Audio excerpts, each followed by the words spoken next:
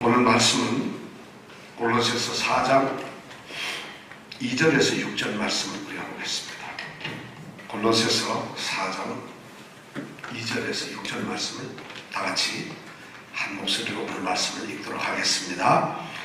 기도를 항상 힘쓰고 기도에 감사함으로 깨어있으라. 또한 우리를 위하여 기도하되 하나님이 전도할 문을 우리에게 열어주사 그리스도의 비밀을 말하게 하시기를 구하라. 내가 이것을 인하여 매임을 당하였노라. 그리하면 내가 마땅히 할 말로서 이 비밀을 나타내리라. 외인을 향하여서는 지혜로 행하여 세월을 아끼라. 너희 말을 항상 은혜 가운데서 소금으로 고르게 함같이 하라. 그리하면 사람에게 마땅히 대답할 것을 알리라. 오늘은 우리를 위하여 기도하라 하는 말씀으로 우리 함께 오늘 말씀 가운데서 특히 3절, 4절 말씀을 우리 한번 생각해 보겠습니다. 골로새에 있는 그 성도들, 여러분 골로새 교회는 커다란 무슨 교회 건물이 세워진 것 같지는 않아요. 그리고 골로새 교회는 무척 상징적인 그런 어떤 모습으로 가지고 있는 것 같지는 않아요. 왜냐하면 골로새라고 하는 도시 자체가 황폐하고 지진이 막 최근에 있었던 바로 그런 상태거든요. 그러니까 굉장히 어떻게 보면 폐허가 된 그런 곳이에요. 그런데 거기에 복음이 들어갔어요. 바울이 아니라 에바브라라고 하는 바울이 말씀을 가르쳤던 그 사람이 자기의 고향인 이 바로 골로새에다가 복음을 전했던 거예요. 그러니까 골로새에 있는 그 낙심하고 어쩌면 지쳐있는 그 심령들이 복음을 받아들이게 되었어요. 이방인들이. 그래서 골로새 교회가 세워졌는데 이 교회가 어디서 예배를 드리느냐 하면 성경에는 정확하게 나오지 않습니다만 두 군데서 아마 모였다는 생각이 듭니다. 아키포라고 하는 사람의 집에서 한번 모였어요. 아키포라고 하는 사람 집에서, 또는 또 한 군데가 모였는데 어디냐, 빌레몬이라고 하는 사람 집에서 아마 두 군데서 모였을 것이다. 두 군데서 모이면 여러분 어떻게 돼요? 싸움이 있고 경쟁이 있을 거 아니겠어요? 그런데 이 골로새 교회는 그런 게 없었다는 얘기죠. 참 아름다운 교회였어요. 바로 그 골로새 교회를 향해서 바울 사도는 성도들을 향해서 이제 골로새서 편지를 썼는데 그 편지에 여러 가지 권면을 하고 마지막으로 가장 소중한 권면을 하는데 그 권면이 뭐냐면 바로 기도라는 거죠. 기도와 복음을 전파하는 이 두 가지를 이제 마지막으로 권면했어요. 기도해라, 복음을 전하라 하는 이 두 가지를 오늘 바로 2절에서부터 6절 말씀 가운데서 우리가 생각해 볼 수 있습니다. 우리는 지난주에 우리가 2절에 대해서 생각을 했죠. 기도를 항상 힘쓰고 기도에 감사함으로 깨어있어라. 2절에 대해서 말씀을 나눴어요. 기도를 항상 힘쓴다는 말은 기도를 멈추지 말고 끊임없이 계속하라 하는 이런 말씀이었다는 것이고, 그 다음에 기도에는 감사함을 가지고 해야 된다는 것, 그리고 무엇보다도 기도는 깨어있어야 된다. 기도에 깨어있어야 하지만 또한 깨어서 기도를 하는 그런 성도가 되어야 한다. 이것이 바울이 골로새 성도들을 향해서 간곡하게 부탁했던 것이에요. 왜냐하면 기도라는 것 자체가 주님께서 가르치신 것이고 주님의 가르침이 바로 기도예요. 그 다음에 주님께서 약속을 하셨고 응답을 하시겠다는 가장 약속 있는 명령이 바로 기도입니다. 그래서 이 기도를 통해서 기도는 모든 하나님의 백성들이 은혜를 받는 유일한 통로가, 그 통로가 바로 기도라는 것이에요. 그래서 이 기도는 해도 되고 안 해도 되는 것이 아니라 우리 성도가 마땅한 의무로서 기도를 해야 된다고 바울은 성경은 그렇게 말하고 있어요. 그래서 바울 사도가 이 4장 2절에서 기도를 항상 힘써라, 감사함으로 기도해라, 기도에 깨어 있어라, 이렇게 권면을 하고 있는 것입니다.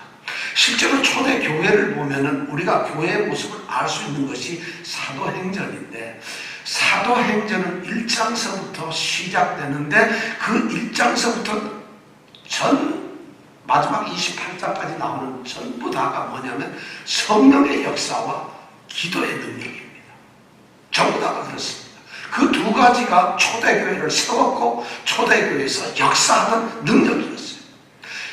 사도행전 1장에 보면 벌써 감람산에서 그들이 예수님의 승천 마지막 모습을 보고 120여 명의 사람들이 다락방에 모이죠. 거기서 전혀 기도를 합니다. 거기서 기도했던 사람들이 예수님의 제자들, 그 다음에 예수님을 따라다니는 여인들, 예수님의 어머니 마리아, 그리고 예수님의 육신의 그 동생들, 아우들, 이들이 모여가지고 기도했어요. 그때 그들이 모였어요. 유다 대신 나디아라고 하는 새로운 제자를 세웠고 사도를 세웠고, 그리고는 그들이 기도할 때 성령이 임했다, 이렇게 되어 있습니다.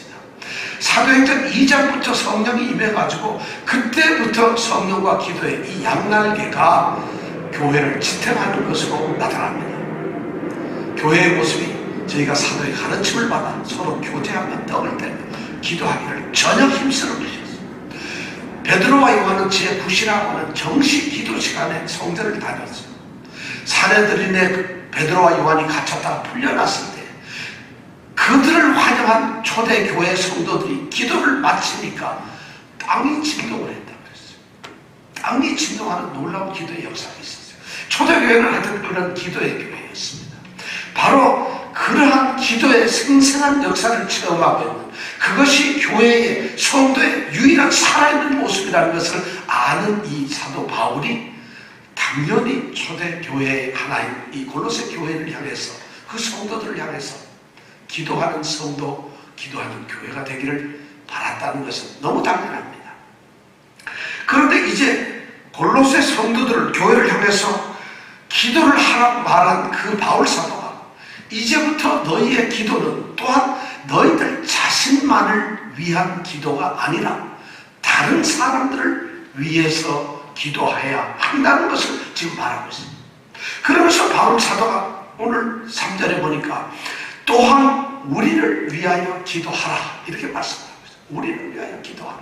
바울 자신과 또 바울이 함께 사역을 하고 있는 동역자, 에바브라, 디모데, 이런 사람들도 같이 기도를 해달라고, 이런 말을 골로새에 있는 그 연약한 성도들에게 요청을 하고 있어요. 나를 위해서, 우리들을 위해서 기도를 좀 해달라고 했어요. 바울이 어떤 사람이에요? 바울이 도대체 누군데? 바울이 어떻게 이제 어쩌면 자기의 복음을 받아들이고 자기의 말씀을 들었던 그 어리고 연약한 골로새 성도들을 향해서 그들이 자신을 위해서 기도해야 한다, 그리고 그것을 요구하고 있습니다. 바울이 하나님의 택하심을 받고 부르심을 입은 사도예요. 그 사람은, 바울은 교회를 세웠던 사람이고 성도들을 가르치고 인도하고 그리고 성도들을 세워가는, 교회를 세워가는 사람 아닙니까? 그리고 그 교회를 향해서 너희들은 나를 본받으라고 하는 사람이에요. 직접 예수님을 만났어요. 그리고 예수님으로부터 계시를 받았어요. 그리스도의 계시를 받은 사람. 바울이 기도를 하면 병든 자가 나았어요. 한 번은 바울이 기도하니까 죽은 사람이 일어났어요. 이렇게 바울은 기도의 사람인데요, 그가 자신을 위해서 기도를 해달라고 지금 요구하고 있어요.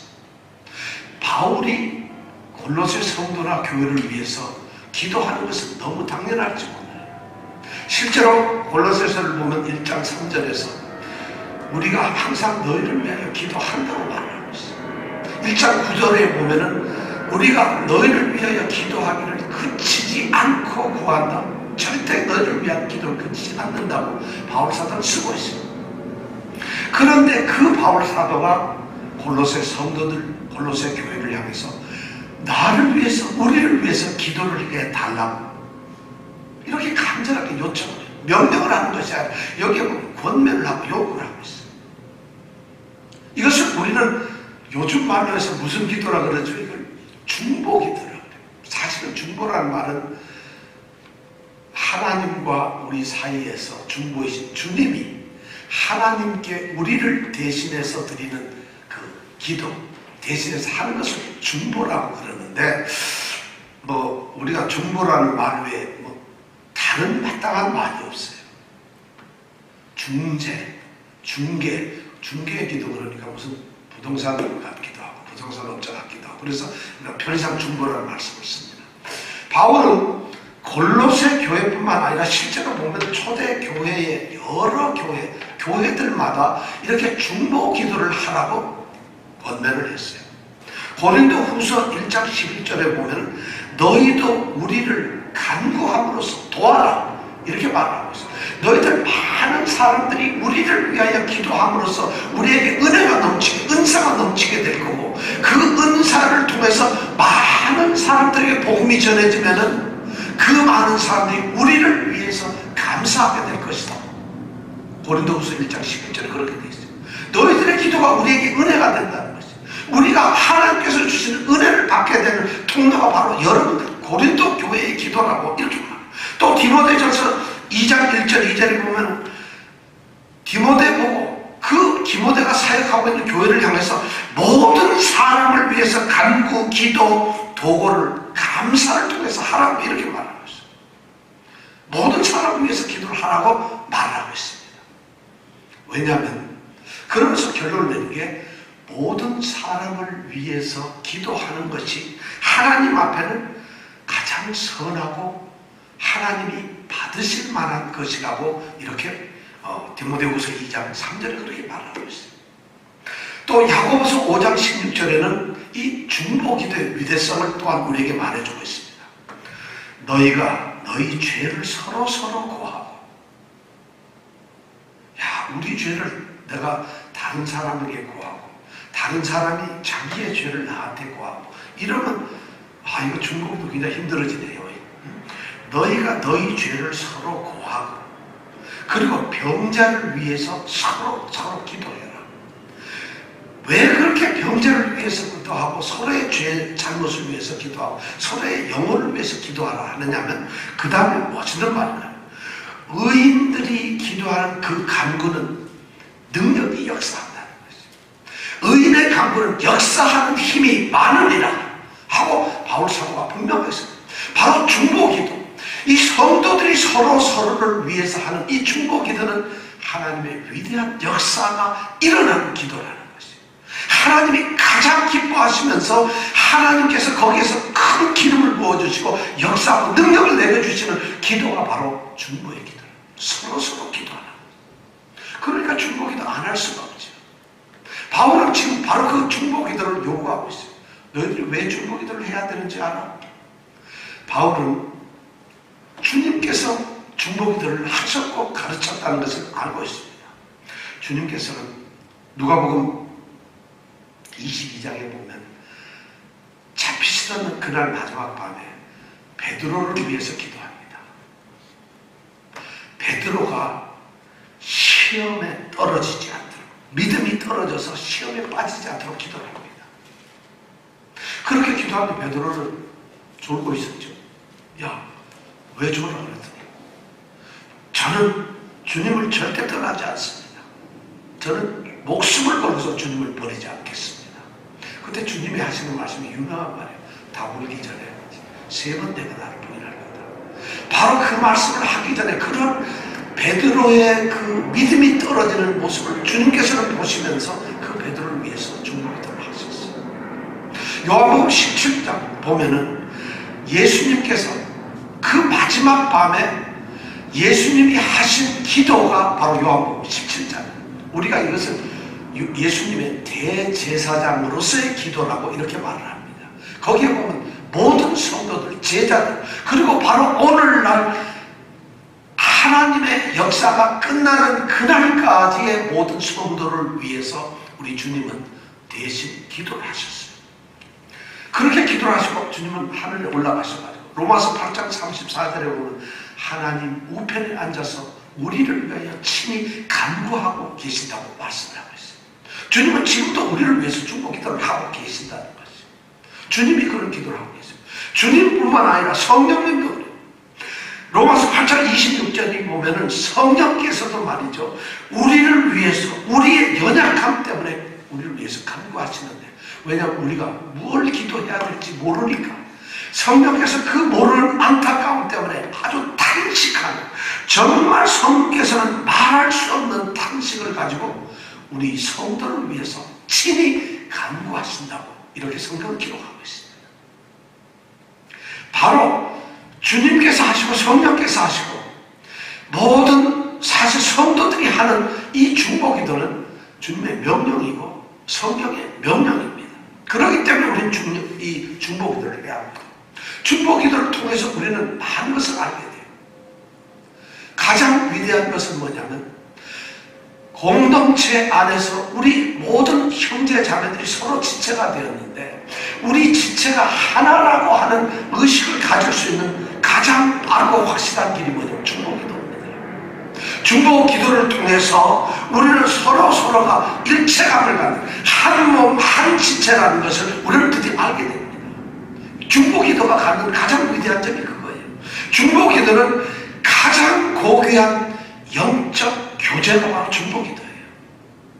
여러분 그렇게 생각 안 하시면, 내가 교회 안에서 이 공동체 안에서 가장 사랑을 쏟고 가장 나의 마음을 쏟아 넣는 것이 무엇이냐면 바로 사랑의 표현이 서로 형제자매를 위해서 기도하는 것이, 이 중보기도를 하는 것이, 무슨 물질을 주고 시간을 바치는 그런 것보다도 더 중요한 것이 뭐냐? 바로 우리가 서로 기도하는 것이. 왜 그럴까요? 중보기도를 통해서 우리는 서로의 기도를 통해서 우리 지체들의 형편과 상황과 그의 처한 그 입지를 모두 알게 돼요. 그가 지금 고통을 당하고 있는 것을 함께 고통을 당하고 있어요. 그가 지금 정말 시리에 빠져 있다면 나도 함께 시리에 빠져 있어요. 그가 슬퍼하고 있으면 나도 슬퍼하고, 그가 힘든 가운데서 정말 어렵게 투쟁하고 있다면 그 투쟁을 같이 하고 있어요. 왜냐하면 중보기도란 그것을 같이 나누면서 기도하는 것입니다. 함께 고통을 나누는 것, 함께 슬픔을 나누는 것이, 함께 어려움을 나누는 것이, 함께 같은 처지에 가가지고 그들이 끊임없이 멈추지 않고 기도하는, 열정적으로 기도하는 것이, 감사함으로 기도하는 것이, 그들이 정말 깨어서 기도하는 것이, 이것이 바로 중보기도예요. 이것보다도 서로 형제를 사랑하는 방법이 어디 있겠어요? 정말 지체를 사랑하는 가장 좋은 방법이 중보기도예요.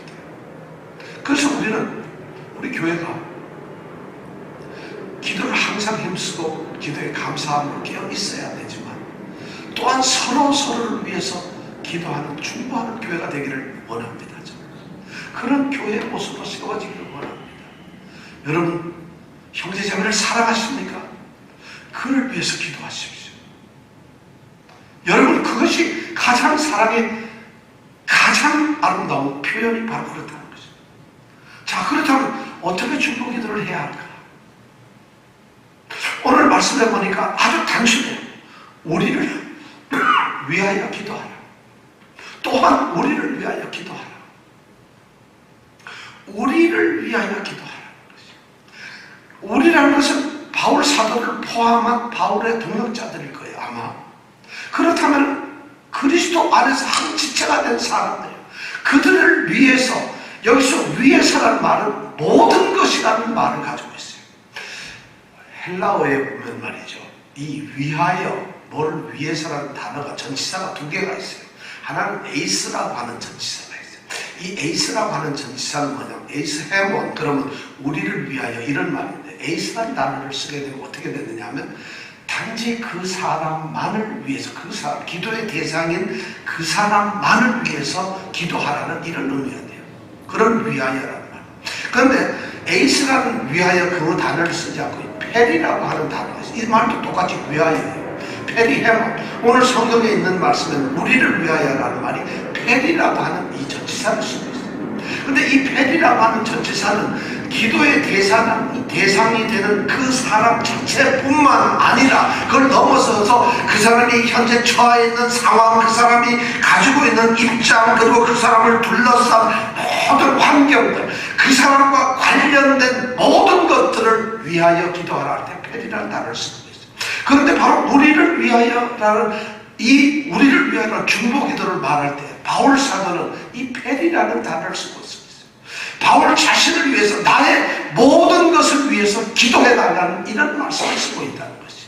중보 기도는 어떤 것이 골라서 기쁜 일이나 이런 것만 하는 것이 아니라 좋고 잘 되는 일만 하는 것이 아니라 그의 모든 환경에 빠져야 돼요. 그래서 바울 사도가 오늘 말씀해 보니까 내가 이것을 인하여 매임을 당하였다고 자기 입장을 얘기를 하고 있어요. 매임을 당하였다는 건 감옥에 갇혀있다는 거죠. 바울은 지금 그러한 형편에서도 기도를 해달라고 하고 있어요. 이 중보 기도의 가장 위대한 힘이 뭐냐? 형제, 모든 것을 내가 끌어안는 것이다. 모든 것을 나누는 것이다. 모든 것을 나의 문제로 받아들이고 그것은 나의 일처럼 주님께 기도하는 것이에요. 그러면 그것이 응답될 때는 그가 누리는 기쁨을 내가 똑같이 누리게 되는 것이죠. 모든 공동체가 주님 앞에서 다 기쁨을 누리게 되는 거예요. 이것이 바로 중보기도의 위대한 힘이라는 것이죠. 우리가 우리 자신을 간구하듯이 우리가 우리 자신을 기도할 때 보면 여러분 기도하세요 그러면 자기 자신에 대해서는 아무것도 안 빼놔요. 시시콜콜한 것부터 뭐 어려운 거 하나도 안 빼놓죠. 바로 우리를 위하여 기도해 달라는 이 말씀 속에는 우리의 다른 사람들을 위해서 형제자매를 위해서 모든 것을 기도하라는 이 말씀이 포함되어 있습니다.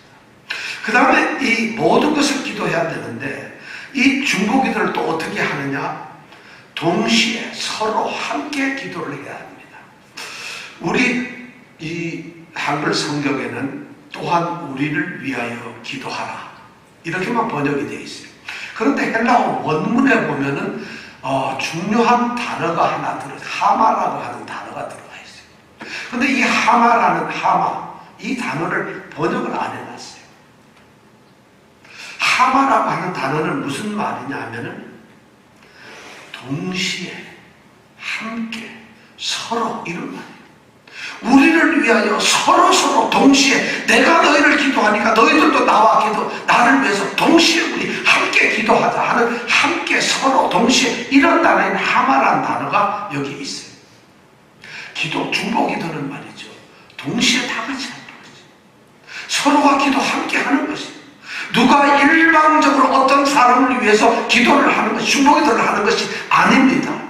또는 어떤 특정한 사람들만이 중보 기도를 전유물로 하는 것이 아닙니다. 그래서 오늘 교회에 사실 좀 문제되는 것이 우리가 무슨 팀?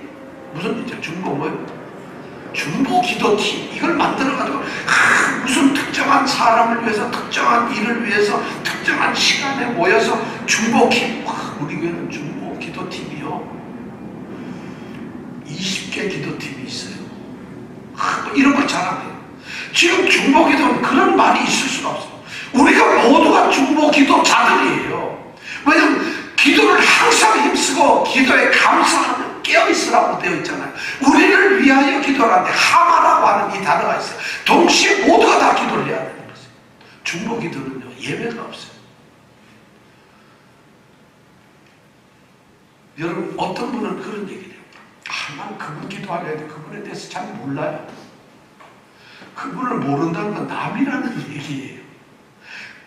여러분 집안에서 요즘엔 애들도 부모들도 서로 말을 안 해가 잘 모르요. 그래서 잘 모르긴 모르는데 모른다는 것이 성도 안에서 있을 수가 없어요. 사랑하고 가깝고 친밀하면 알 수밖에 없어요. 나는 있잖아요. 기도는 좋은데 내 비밀을 얘기하고 싶지 않아요. 그래서 이건 나만 기도하고 여러분들이 기도하는 건 사양하겠습니다.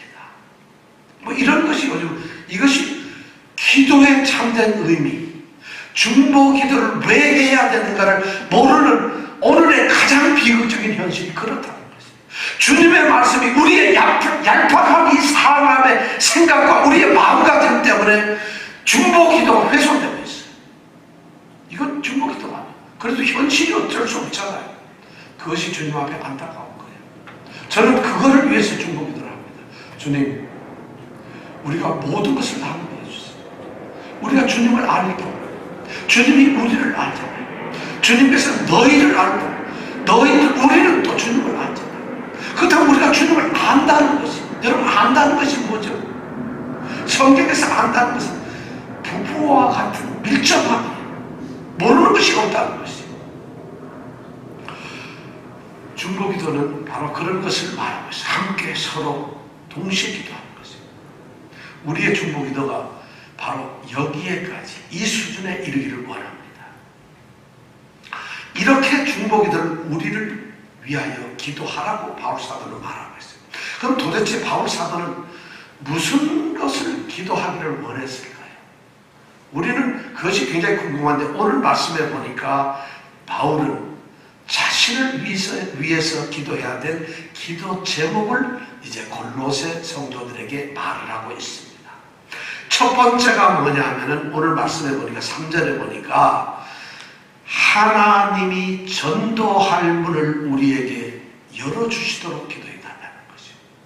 첫 번째 기도예요. 하나님이 전도할 문을 우리에게 열어주시도록 좀 기도해달라. 바울의 기도의 이 제목이 보면, 야, 내가 감옥에 있는데 이것 좀 어떻게 빨리 좀 풀어달라는가, 나 때문에 같이 고통당하는 이 사역자들인데 이들을 위해서 이 감옥 문이 열리게 좀 기도해달라는가, 뭐 이런 기도를 하지 않아요. 오직 바울 사도는 복음 전파에 대한 기도를 하고 있어요. 자신의 문이 열리는 것이 아니라 전도의 문이 열리기를 기도하고 있다는 것이에요. 우리 성경은 또 이것을 전도할 문이라고, 전도의 문이라고 이렇게 번역을 해놨는데, 이 헬라어 원어에 보면은 전도의 문이 아니라 말씀의 문이라고 되어 있어요. 말씀의 문이. 말씀의 문이 열리기를 기도하고 있어요. 이건 의미가 전도하는 말과 전혀 다르고, 전도는 조금 의역이 돼요. 물론 전도할 수 있는 그런 환경과 기회를 만들어 달라는 이런 말씀으로 우리가 받아들일 수는 있지만, 이 본래 바울이 지금 여기에서 말하고 있는 것은 그런 차원의 얘기가 아니라 그것을 뛰어넘어요. 우리에게 전도가 좀 할 수 있도록 전도할 기회, 상황, 그런 형편을 좀 만들어주세요. 전도할 문을 좀 열어주기를 그렇게 기도하라, 이렇게 말을 하고 있는 것이 아니라는 것이에요. 지금 바울이 여기에서 말을 하고 있는 것은 뭐냐면, 너희는 우리를 기도해야 되는데 말씀의 문이 열리도록 기도해달라는 거예요. 말씀이 바로 주어가 되는 것이에요. 말씀은 인격적이 되는 것이고 능동적이 되는 것이고 역동적, 말씀이 가는 곳에 막힘이 없도록 문이 열리게 해달라는 것이에요. 내가 전도하는 문이 열리는 것이 아니라 말씀이 도도하게 흘러나갈 때, 말씀이 선포되고 나아갈 때, 말씀이 나아가는 곳에 말씀을 가로막는 것이 아무것도 없게 해달라는, 이런 기도를 하고 있다는 것이에요. 말씀을 위해서 기도하고 있어요. 참, 그런데 우리는 번역을 이렇게 좀 가볍게 해놔가지고 바울의 그 중보기도의 의미가 안 나타나요. 오히려 데살로니가 후서 3장 1절에 보면 데살로니가 교회를 위해서 향해서 이 중보기도를 요청하는데, 거기에 보면 아주 분명한 의미가 나와요. 데살로니가 후서 3장 1절에 보면 이렇게 얘기했어요. 너희는 우리를 위하여 기도하기를 주의 말씀이 너희 가운데서와 같이 다름질하여 영광스럽게 되도록 기도해달라. 주의 말씀이 다름질을 해요. 주의 말씀이 영광스러워져. 이 말씀은 뭐냐면 주의 말씀이 정말 퍼져나갈 수 있도록 말씀 자체를 위해서 기도해달라는 이런 말씀이에요. 엄청난 기도를 하고 있죠. 말씀은 능력이 있어요. 말씀은 생명이 있고 살아있는 것이에요. 말씀은 바로 하나님의 말씀이에요. 바로 예수 그리스도를 말하는 것이죠. 바로 그 말씀이 나아가는데 그 어느 것도 장애물이 있어서는 안 된다는 거죠. 그 말씀이 선포되는 곳에 그것을 가로막는 어떠한 것도 있어서는 안 된다는 거죠. 문이 열려 있어야 된다. 그것을 바울 사도는 지금 말씀의 문을 열어달라고 기도하고 있어요. 이것이 바울의 첫 번째 기도예요. 왜 말씀의 문을 열어달라고 그럴까요? 두 번째 바울이 기도하는 것은 그 다음에 나와요. 하나님이 전도할 문을 우리에게 열어주사. 그 다음에 두 번째가 뭐냐면 그리스도의 말씀을 할 수 있도록 열어달라는 것이에요. 그리스도의 비밀을 말할 수 있도록. 하나님이 이제 말씀이 나갈 수 있는 말씀을 가로막는 모든 문을 열어버렸어요. 그러고 나서 왜 문을 열었느냐 하니까 그리스도의 비밀이 말해지도록 그 문을 여셨다는 말이에요. 그렇게 기도하고 있어요. 그럼 우리가 여기서 아시는 게 말씀이 나가야 되는데 말씀이 뭘까? 바로 그리스도의 비밀이라는 것이에요. 말씀은 그리스도의 비밀이다.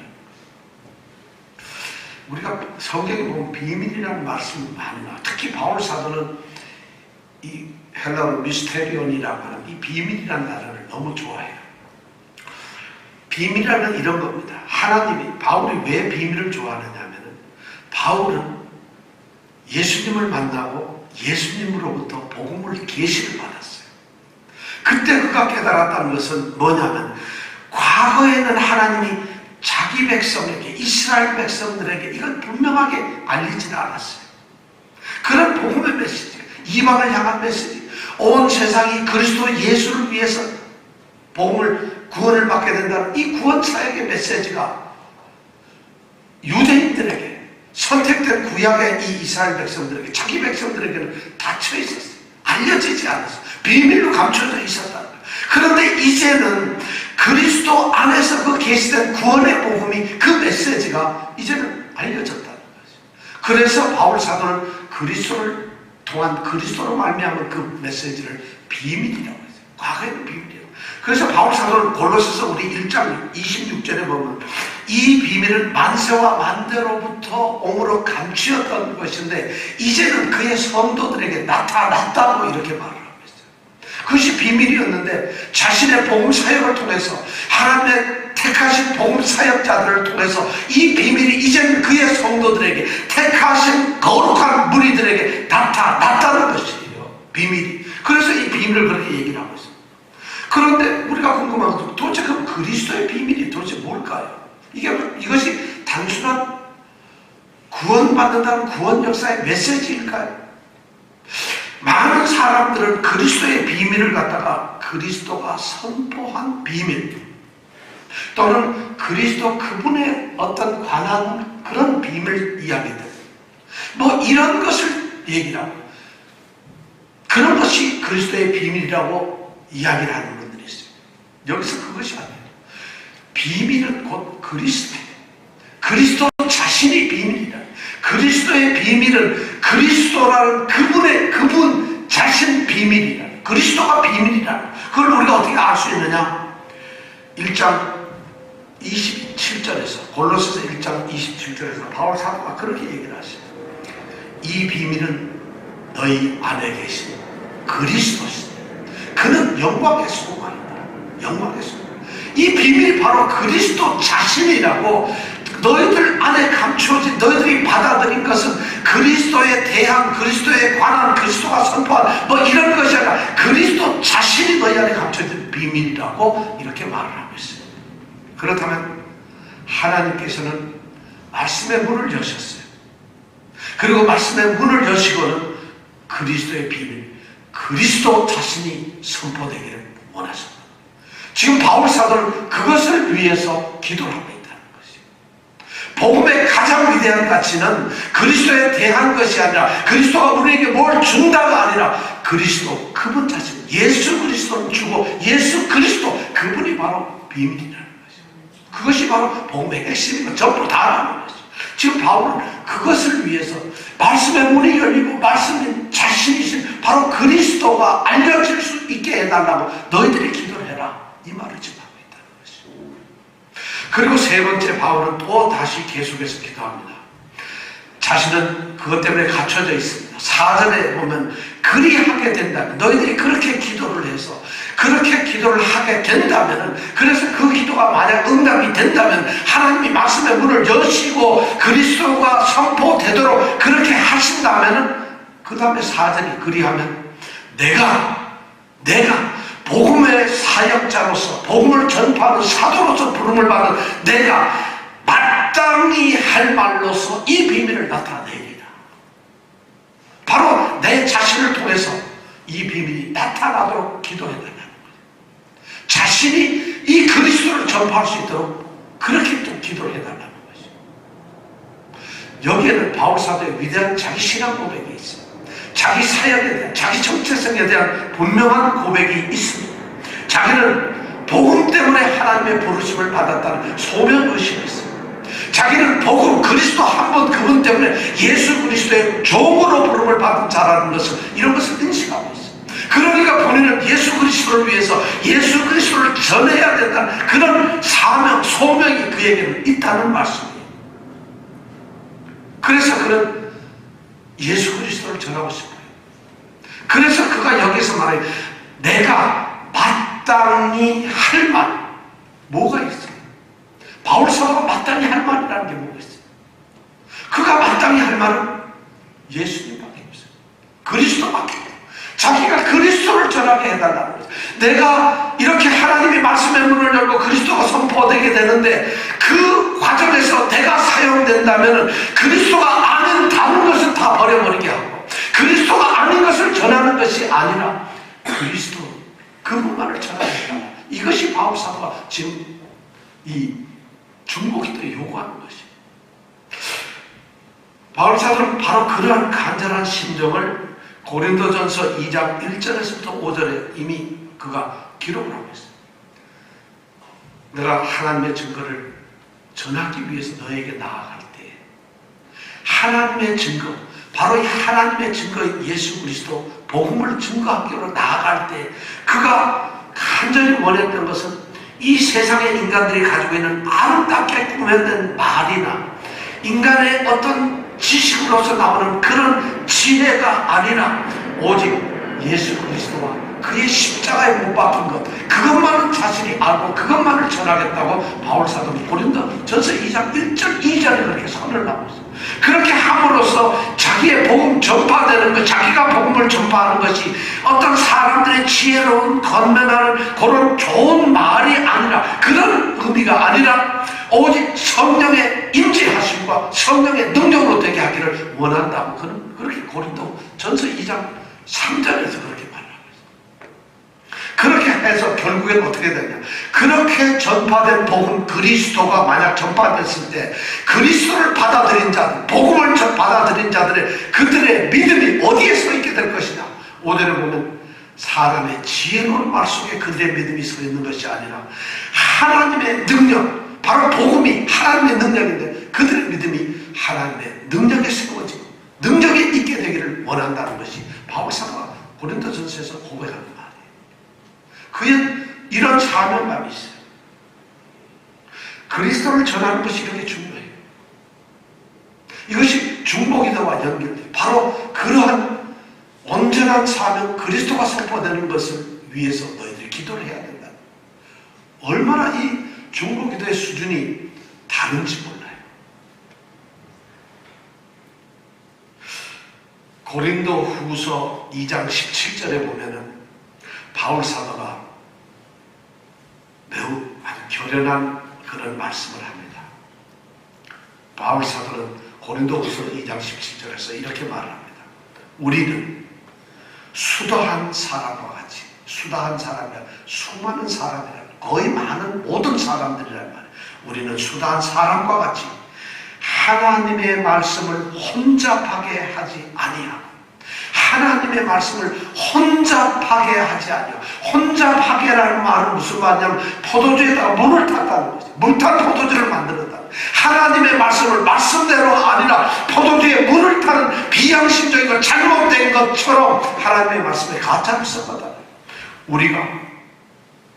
우리는 수다한 사람과 같이 하나님의 말씀을 혼잡하게 하지 아니하고 곧 순전한 하나님에게 받은 것 같이, 하나님께 받은 말씀 곧 그대로 하나님 앞에서와 그리스도 안에서 말하노라, 이런 말씀을 하고 있어요. 정말 그렇습니다. 우리는 말씀이 순전하지 못한 시대, 말씀이 혼잡한 시대에 살고 있습니다. 참 안타까워요. 조지 휘필드라고 하는 유명한 신학자는 말했어요. 하나님이 사람을 가장 저주한, 저주를 퍼부으면서 가장 저주받은 사람이 가야 할 곳이, 그 사람을 어디다 보낼까요? 저주받은 사람을 어디로 보내느냐? 가장 저주받는 사람이 가는 곳이 어디냐? 눈이 멀고 영적으로 소경이고 육적이고 깨닫지도 못하고 하나님의 말씀을 알지 못하는 벗어난 가짜 지도자들, 그 밑에 사람을 보내는 것이 가장 저주스러운 일이라고 그렇게 얘기했어요. 말씀을 전하는 자들이 깨어 있어야 된다는 것이, 말씀이 제대로 선포되어야 한다는 것을 이야기하고 있어요. 더 이상 순전하지도 않고 하나님께 받은 말씀도 아니면서 하나님 앞에서도 그리스도 안에서도 선포되지 않는 그런 말씀들이 오늘날 교회 안에서 그리고 우리 주변에서 선포되고 있어요. 도저히 순전한 말씀이 선포되지 않아요. 하나님의 말씀이라는 이름으로 가볍고 천박한 내용들이 선포되고 있어요. 그냥 세속적인 내용들이요, 귀와 눈을 즐겁게 하고 재미나게 하는 얘기들이 선포되고 있어요. 그것을 듣고 있어요. 단순한 말재주들이 나타나고 있어요. 잘못된 헌신을 믿음으로 강요해요. 교회 봉사하세요, 충성하세요, 헌금 강요하고 헌금 많이 내세요. 이런 것이 설교로 들어오고 있어요. 말씀으로 선포되고 있어요. 순전치 못한 말씀들이 선포되고 있어요. 바울은 그걸 두려워했던 것이에요. 그리스도가 선포된 것 외에는 아무것도 아니라고 했어요. 그런데 더 안타까운 것은, 더 충격적인 것은 우리 성도들이 혼잡한 말씀을 듣고도 분별력이 없어서 오늘 은혜 받았습니다, 오늘 은혜가 넘칩니다 하고 있다는 것이 얼마나 안타까운지. 오늘날 성도들이 혼잡한, 이미 물을 탄 포도주와 같은 그런 어긋난 충전하지 못한 그런 말씀이 선포되는데 분별력이 없어서, 깨닫지를 못해서, 말씀을 알지 못해서 그 말씀 가운데서 은혜를 받았다는 것이, 은혜를 받았다는 것이, 도전을 받았다는 것이 안타까운 일이죠. 바울이 바로 오늘 중보기도를 요구하는 것이 바로 그겁니다. 정말 그리스도가 선포되는 순전한 말씀이 선포되도록 그는 기도해달라고 합니다. 그러면서 본인 스스로는 골로새서에 끊임없이 얘기했어요. 얼마나 그 간절하게 얘기했는지 몰라요. 골로새서 2장서부터 8절에 있죠. 철학과 세상의 속임수, 사람의 유전과 속이는 것들, 일부러 겸손한 것, 자의적 숭배, 일부러 겸손한 것, 잘못된 그런 먹고 마시는 이런 것들, 절기들, 그 다음에 무슨 어떤 의문에 쓴 증서들, 이런 것들이 선포되고 잘못되는 그런 데서 너희들이 분별력이 있기를 바울 사도는 기도한다고 얘기를 합니다. 바울은 바로 그런 것 때문에 중보기도라고 했어요. 그런데 너희들도 바로 내가 바로 올바른 그리스도의 말씀을, 그리스도를 전파할 수 있도록 기도해달라고 그런 중보의 기도를 요청하고 있다는 것이죠. 오늘날 시대에 가장 필요한 것이 바로 이런 중보기도고 이런 말씀이라는 것이죠. 저는 우리 사랑하는 성도들이 교회를 향해서 이 땅의 모든 하나님의 말씀을 선포하는 그 지도자를 향해서 여러분들이 중보기도 해주십시오. 말씀의 문이 열리게 해달라. 그리스도의 비밀이 선포되게 해달라. 바로 마땅히 할 말로서 그 비밀을 나타내게 해달라. 이것이 우리가 기도해야 될 제목들이에요. 오늘날 교회 지도자들이 만약 교회를 위해서 기도한다면, 중보기도를 한다면 그들이 분별력 있는 믿음을 가지고 순전치 못한 믿음, 순전치 못한 말씀에 분별력을 가지고 하나님의 살아있는 그리스도 그분의 말씀을 온전하게 분별하고 들을 수 있다. 그 은혜 가운데 빠지도록 기도해야 될 것입니다. 이 중보기도가 오늘 우리 교회에 있기를 원합니다. 기도하겠습니다.